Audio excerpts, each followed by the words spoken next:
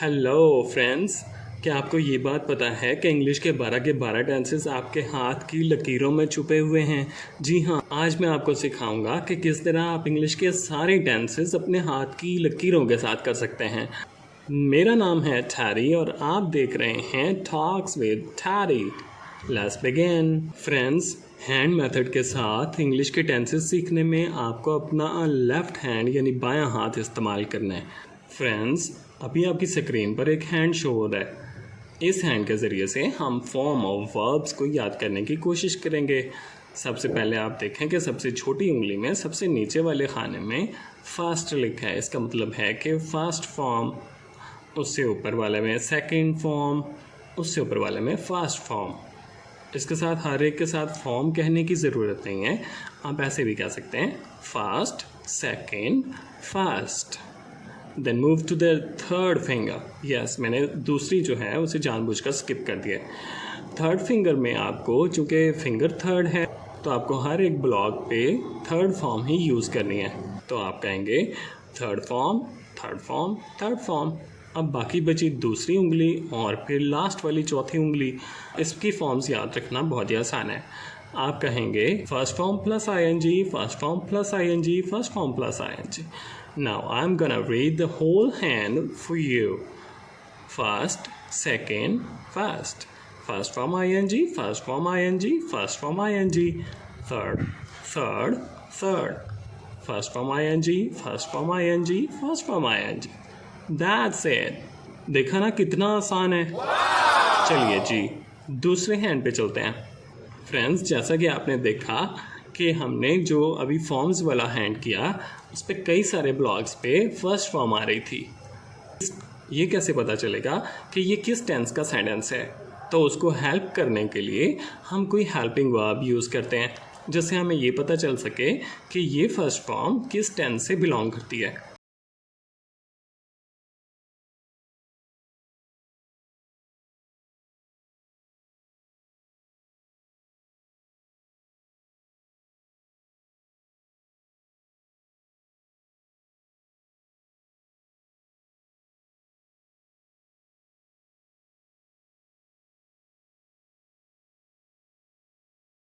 सिर्फ जब आप इंट्रोगेटिव या फिर नेगेटिव सेंटेंस बनाएंगे तो फिर आप डू या डज में से कोई इस्तेमाल करेंगे। उससे ऊपर भी दोबारा क्रॉस है, जिसका मतलब है कि सिंपल सेंटेंस में आपको कोई हेल्पिंग वर्ब यूज़ करने की ज़रूरत नहीं है।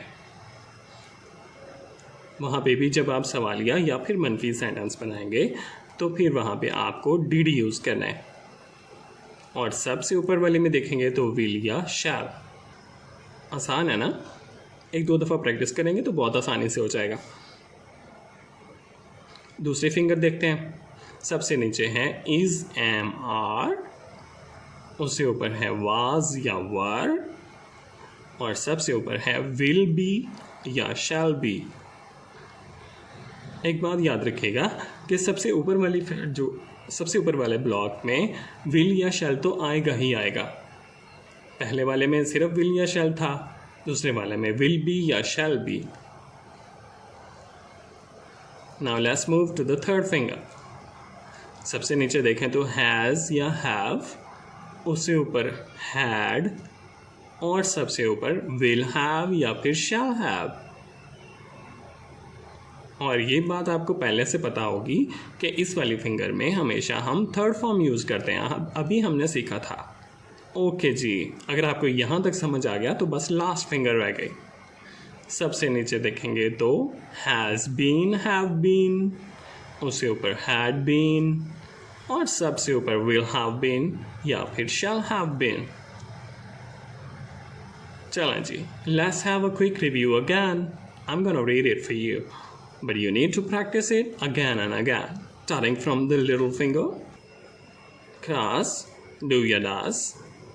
Then comes cross, did, will ya shall, is am are, was were, will be shall be, has ya have, had, will have ya phir shall have, and the last finger is has been, have been, had been, will have been, shall have been. अगर आप इसको थोड़ा सा भी practice करेंगे तो it's very simple. चलिए जी, हमारा आधे से ज़्यादा काम तो हो भी गया और पता भी नहीं चला। आपकी स्क्रीन पे थर्ड हैंड शो हो रहा है। वो क्यों है? वो इसलिए ताकि हमें ये पता चल सके कि हमने कौन से टेंस में किस तरह का स्ट्रक्चर फॉलो करना है। तो चलिए शुरू करते हैं। सबसे नीचे वाली फिंगर पे आप देख रहे हैं कि लिखा हुआ है ता है, ती है या फिर ते हैं, जिसका मतलब है कि अगर कोई फिक्रा इन अल्फाज पे ख़त्म होगा तो फिर हम इस वाले ब्लॉक की चीज़ें उसमें यूज़ करेंगे। मिसाल के तौर पर वो क्रिकेट खेलता है, नजमा गाना गाती है, हम पतंग उड़ाते हैं। आसान है ना? उससे ऊपर वाला ब्लॉक बहुत ही मज़े का है। इसमें आता है अलिफ, छोटी ए या बड़ी ए, यानी काम के साथ। मसलन वो आया, हम गए, अली ने खाना खाया। इसके साथ देखें स्टोरी लिखा हुआ है, यानी जितनी भी स्टोरीज़ हम सुनाते हैं उसमें यही टेंस यूज़ होता है। जैसे अक्सर बच्चे टीचर को बहाना लगाते हैं कि मेरी गाड़ी पंक्चर हो गई, मेरी फुफ्फो आ गई, मुझे बुखार हो गया, इसलिए मैंने होमवर्क नहीं किया। तो टीचर कहती है तुम हर वक्त स्टोरियाँ ही सुनाते रहते हो। तो स्टोरी जब भी आएगी तो हम ये वाला ब्लॉक यूज़ करेंगे। और फिर सबसे टॉप पे है गा या गी या गे। वो आएगा, बारिश होगी, हम खेलेंगे। इससे अगले वाली फिंगर पे देखते हैं क्या लिखा है। सबसे नीचे है रहा है, रही है, रहे हैं। हम खेल रहे हैं, तुम पढ़ रहे हो, ठहरी सिखा रहा है। इसी से ऊपर देखेंगे तो ब्लॉक में लिखा है रहा था, रही थी, रहे थे। Very easy. मम्मी खाना बना रही थी, बच्चे शोर कर रहे थे, हम टीवी देख रहे थे। और सबसे टॉप पे आप देखेंगे तो लिखा है रहा होगा, रही होगी, रहे होंगे। कल बारिश हो रही होगी, शायद अली सो रहा होगा, सूरज चमक रहा होगा। नेक्स्ट फिंगर पर चलें दोस्तों। इजी है ना? थर्ड फिंगर के सबसे निचले ब्लॉक में लिखा है चुका है, चुकी है, चुके हैं। दरअसल ये ब्लॉक, बल्कि ये पूरी फिंगर कंप्लीशन को शो करती है कि कोई एक्शन जो है वो कंप्लीट हो चुका है।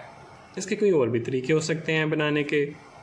मैंने खाना खा लिया है, गुड़िया सो चुकी है, अहमद बाज़ार चला गया है। ऊपर वाले ब्लॉक में देखें तो लिखा है चुका था, कि कोई काम पहले मुकम्मल हो गया था। डॉक्टर के आने से पहले मरीज़ मर चुका था। सबसे ऊपर वाले ब्लॉक में देखें तो लिखा है चुका होगा, चुकी होगी, चुके होंगे। अब तक तो ट्रेन जा चुकी होगी, अब तो सिर्फ लास्ट वाली फिंगर रह गई। और दोस्तों आपको पता है कि ये फिंगर आप पहले ही कर चुके हैं दूसरे नंबर पर। सिर्फ क्या फ़र्क है, जब आप कोई काम मुकर्रर वक़्त से कर रहे होंगे तो फिर आप ये वाला सेंटेंस इस्तेमाल करते हैं। मसलन रहा है तो हमने पहले भी कहा बच्चा खेल रहा है।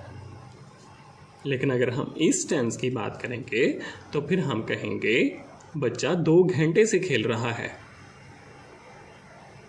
हमने पहले कहा कि बारिश हो रही है, अब हम कहेंगे सुबह से बारिश हो रही है। इससे ऊपर वाला ब्लॉक देखें तो वहाँ लिखा है मुकर्रर वक़्त से रहा था, रही थी, रहे थे। मज़दूर 2 दिन से मकान बना रहे थे। डैडी 15 मिनट से पढ़ा रहा था। सबसे ऊपर देखें तो मुकर्रर वक़्त से रहा होगा, रही होगी, रहे होंगे। मसलन तालिबे इल्म 2 घंटे से पढ़ाई कर रहे होंगे। खिलाड़ी 1 महीने से खेल की प्रैक्टिस कर रहा होगा। आसान है ना दोस्तों? अगर आपको यहाँ तक समझ आ गया तो बाकी तो सिर्फ एक हैंड बचा है, और उस हैंड के ज़रिए से आपकी ट्रांसलेशन पे कोई फ़र्क नहीं पड़ेगा। वो सिर्फ ये बताने के लिए है कि कौन सा ब्लॉक किस टेंस के नाम से जाना जाता है। इससे पहले के 3 हैंड्स ज़्यादा इम्पॉर्टेंट थे और 4th हैंड शो हो रहा है आपकी स्क्रीन पर अब। जी हाँ, इसमें तमाम टेंसेस के नाम लिखे हुए हैं। नीचे से ऊपर शुरू करेंगे तो पहली फिंगर पे सारे सिंपल टेंसेस हैं। Simple present, simple past, simple future. सबसे निचले वाले ब्लॉक पे आपको प्रेजेंट नज़र आएगा और दरमियान वाली पर आपको पास्ट नज़र आएगा और सबसे ऊपर वाली पे फ्यूचर। और पहली फिंगर पे सिंपल। दूसरे फिंगर की बात करें तो ये कंटिन्यूस को शो करती है, जिसमें कोई एक्शन कंटिन्यूस है, मतलब अभी जारी है, किया जा रहा है। तो सबसे नीचे वाला प्रेजेंट कंटिन्यूस, फिर पास्ट कंटिन्यूस, फिर फ्यूचर कंटिन्यूस। इसी तरह थर्ड फिंगर परफेक्ट को शो करती है। परफेक्ट मतलब परफेक्ट, यानी कि काम मुकम्मल हो चुका। सबसे नीचे प्रेजेंट परफेक्ट, फिर पास्ट परफेक्ट और फिर फ्यूचर परफेक्ट। और लास्ट वाली फिंगर पे परफेक्ट और कंटिन्यूस भी है, यानी कुछ काम तो कंप्लीट हो गया लेकिन अभी तक काम चल रहा है। सबसे नीचे प्रेजेंट परफेक्ट कंटिन्यूस, फिर पास्ट परफेक्ट कंटिन्यूस और फिर फ्यूचर परफेक्ट कंटिन्यूस। चलिए जी, प्रैक्टिस के लिए कुछ सेंटेंसेस बनाकर देखते हैं। पहला सेंटेंस है बिल्ली भाग रही है। अब देखें, रहा है, रही है, रहे हैं। हमें पता है कि ये सेकंड फिंगर की सबसे नीचे वाली ब्लॉक में आता है और वहाँ पे हेल्पिंग वर्ब यूज होता है, इज या फिर एम या फिर आर। और वर्ब आता है फर्स्ट फॉर्म प्लस ing। तो the sentence will be translated into English like the cat is running. Yes, that's correct. एक और फिक्रा बनाकर देखते हैं। लड़की लिख रही होगी, रहा होगा, रही होगी, रहे होंगे दूसरी फिंगर के सबसे टॉप पे आता है। अब हमें सारी की सारी चीज़ें वहीं की इस्तेमाल करनी हैं। लड़की की इंग्लिश हो गई गर्ल, रही होगी मतलब हेल्पिंग वर्ब लगाएंगे पहले, तो वो आएगा विल बी या फिर shall be. Girl will be, verb कौन सा आएगा आप बताइएगा ज़रा। यस, बिल्कुल सही, फर्स्ट फॉर्म प्लस ing। और यहाँ पे काम क्या हो रहा है, वही वर्ब है, लिखने का काम हो रहा है, तो इसका मतलब है राइटिंग आएगा। एक सेंटेंस और बनाकर देखते हैं। मम्मी ने खाना पका लिया है। चूँकि काम मुकम्मल हो चुका है इसलिए हम चुका है वाला ब्लॉक यूज़ करेंगे और वो आता है हमारी थर्ड फिंगर के सबसे नीचे वाले ब्लॉक में। Yes, that's right. मम्मी की इंग्लिश मॉम या फिर मम्मी। हेल्पिंग वर्ब क्या लगाएंगे, थर्ड फिंगर में सबसे नीचे कौन सा हेल्पिंग वर्ब यूज़ होता है दोस्तों, हैज़ या फिर हैव। तो अगर थर्ड पर्सन सिंगुलर या फिर कोई सिंगल नाउन यूज़ हो रहा हो तो फिर उसके साथ हैज़ लगाते हैं, बाकी सबके साथ हैव लगाते हैं। थर्ड पर्सन सिंगुलर से मेरी मुराद है ही, शी, इट, इनके साथ आप हैज़ यूज़ करेंगे। तो चूँकि मम्मी है और मम्मी वन नेम है इसलिए उसके साथ भी हैज़ आएगा, मम्मी हैज़। अब मुझे ये बताइएगा कि फॉर्म ऑफ वर्ब्स कौन सी यूज़ करूँ, सोचिएगा। यस, चूँकि ये थर्ड फिंगर है और थर्ड फिंगर में तो हमेशा हम थर्ड फॉर्म ऑफ वर्ब भी यूज़ करते हैं। Very good. कुक की थर्ड फॉर्म होगी cooked. Mummy has cooked the food. Very good. इसी तरह से आप बाकी भी सेंटेंसेस की प्रैक्टिस कीजिएगा। अगर कोई बात समझ में ना आए तो कमेंट बॉक्स में पूछ लीजिएगा, मैं आपको आंसर कर दूंगा। मेरा मकसद ही आपकी इंग्लिश की प्रॉब्लम्स को सॉल्व करना है। चलिए फिर आप करें प्रैक्टिस और मैं मिलता हूँ आपसे एक अगली वीडियो में। टिल देन, बाय दोस्तों, बाय।